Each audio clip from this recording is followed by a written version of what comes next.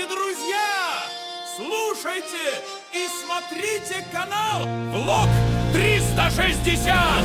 Ухилян бежал в Европу, поднял пыль до облаков. Дамы и господа, честнолюд, всем салют. Рад вас приветствовать на канале Влог 360. Меня зовут Сергей, не лысый таксист. Ну, я хотя лысый, но я не таксист. Я вещаю из мобильного офиса.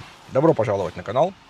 Я являюсь автором не только этого канала, но этих обоих. С правой стороны вы видите от себя два QR-кода. Также найдете в описании ссылки под этим роликом снизу. Есть. Это мой влоговый и музыкальный канал. Может быть, кому-нибудь что-нибудь понравится. Добро пожаловать. Также QR-код моего телеграм-канала. Был создан специально для этого YouTube-канала, чтобы могли поделиться своей ссылкой, роликом, или где-то вы стали свидетелем, рассказать. Ну или просто подискутировать. Если вы адекватный человек, добро пожаловать. Каналчик маленький, но удаленький. По превью вы догадались, о чем пойдет речь сейчас. Не хочется мне такие вещи затрагивать, да, религиозные, но я нарвался на такую вот мадам, так скажем, мадам Д, напишем большой, дам, да, мадам. И она высказалась.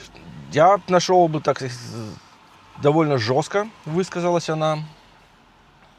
Давайте послушаем. И потом я приведу еще... Ролик будет довольно длинный, относительно длинный. Ну, постараюсь в 10 минут уложиться. Мы ее послушаем сейчас, о чем она говорит. А вы откомментируйте. Да, кстати, мой контент базируется на том, что я в различных соцсетях ищу, на платформах ищу ролики, высказывания, поведение. Они снимают сами, про себя, сами говорят. Я же только делаю нарезку, разбираю и показываю вам. Вы комментируете. Ну, погнали!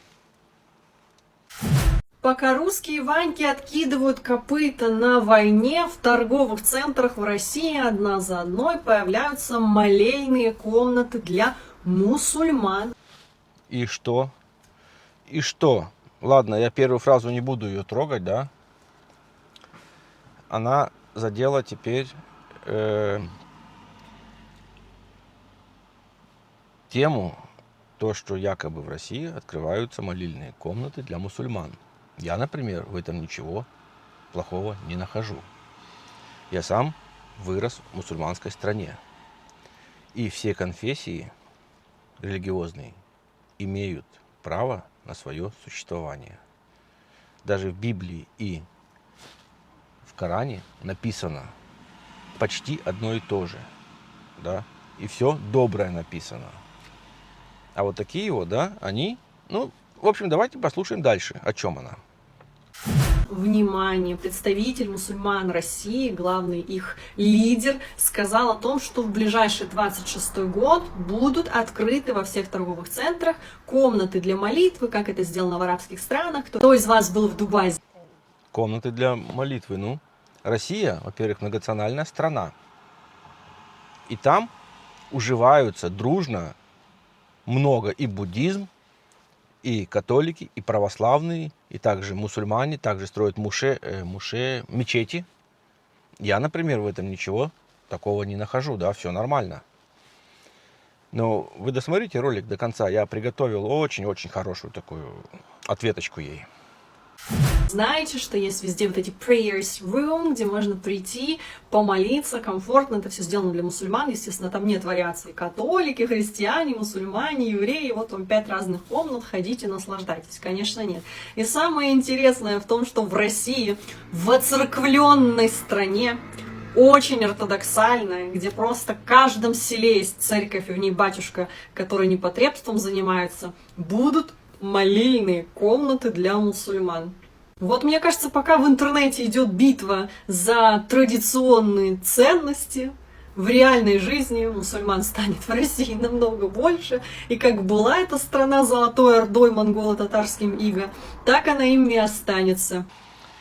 Золотой Ордой, говоришь, да, останется? Ну, ребят, какого вы мнения?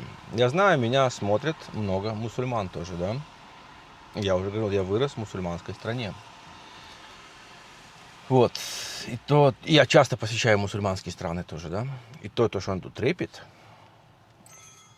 я вот, например, это не могу уже такое, чтобы адекватно, да, относиться к этому. Но то, что я сейчас покажу, это не злорадство, нет. А это, скажем так, ответ на ее слова, то, что она натрепала. Давайте послушаем. Готовьтесь к новой Украине. После войны стране понадобится до 10 миллионов трудовых мигрантов, чтобы восстановить экономику. И об этом уже заявляют официальные лица. Как вам? Уже сейчас на запад Украины приезжают рабочие из Бангладеш, Индии и Филиппин. Что она сказала? Золотая Орда? Ну, давайте дальше слушать. Все потому, что основная масса людей либо уже на фронте, либо просто выехали в Европу. Украина может стать новой точкой притяжения мигрантов, как когда-то Германия или Польша. И вот вопрос, готовы ли мы к этому? А? Господа гости, вы готовы к этому? Новые люди – это новые традиции, кухня, культура, языки, но и новые проблемы. Адаптация, конкуренция за работу, интеграция в общество. Я выделил несколько ключевых моментов. Первое – социальное напряжение. Когда приезжают люди из других стран и культур, может возникать банальное недопонимание. А это будет. Это все ожидаемо. Но это еще цветочки. Конфликты, бытовая дискриминация. И если государство не создает условия для адаптации, эти проблемы только множатся. Второе – демпинг на рынке труда. Новые работники готовы трудиться за меньшие деньги. Ну вот, кстати, да, он говорит демпинг о работе. Я такое еще вычитал, то, что, во-первых, они будут, вернее, не будут привлекаться к военной службе, к воинской повинности. Это раз, это хорошо. И у них будут льготы, привилегии. Это два. Ну и жить. Им где-то надо будет жить. И те, кто сейчас неправильно оформил, скачут по Европам, гости, все бумаги свои, про налоги, свою недвижимость, вот, они будут лишаться своих квартир, домов. И вот этих людей туда будут вселять. Смотрим дальше. И это будет тянуть вниз зарплаты и самих украинцев. Третье – нагрузка на инфраструктуру, жилье, медицина, транспорт. Все это должно быть готово к большому притоку людей. А у нас даже для местных с этим не совсем все гладко. Четвертое – вопрос культурной интеграции. Чтобы страна не раскололась на своих и чужих, нужно совместное образование, язык, совместные ценности. Опять-таки, мы уже имеем проблему с расколом в обществе. Ну, в принципе, вы видали, да, по интернету очень много мемов ходит. Вот вам коротенькая песенка.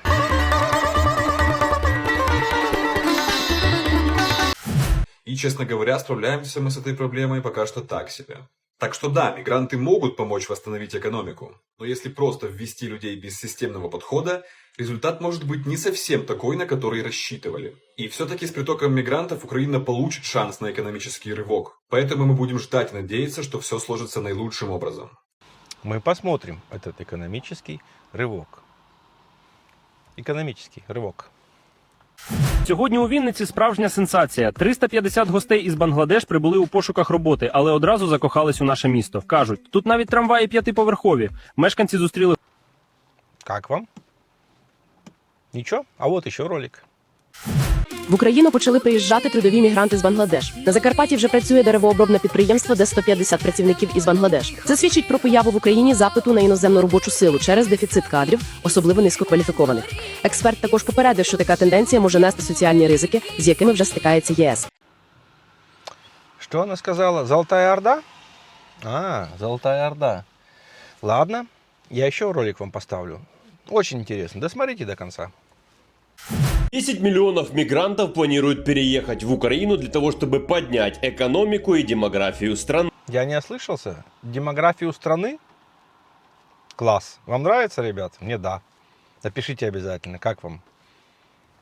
Сегодня, 3 ноября, уже стало известно о том, что мигранты из Бангладеша благополучно приезжают в Украину и работают на благо страны. Причем, знаете, что самое интересное? То, что еще 2,5 года назад цифры были не 10 миллионов, а примерно 2-2,5 миллиона. Так рассказывали украинские чиновники, эксперты. Для того, чтобы поднять украинскую экономику, нужно завести хотя бы 3 миллиона мигрантов. Но с учетом массового выезда украинцев из страны, то цифра с 3 миллионов резко возросла до 10. И некоторые точно скажут: Вач, ну посмотри, сколько миллионов украинских мигрантов приняли на Западе и помогают. Не нужно сравнивать украинских мигрантов, которых приняли на Западе и помогают, с мигрантами из арабских стран, африканских стран или Пакистана, Бангладеша и Индии. Почему не нужно сравнивать? Это другое, что ли?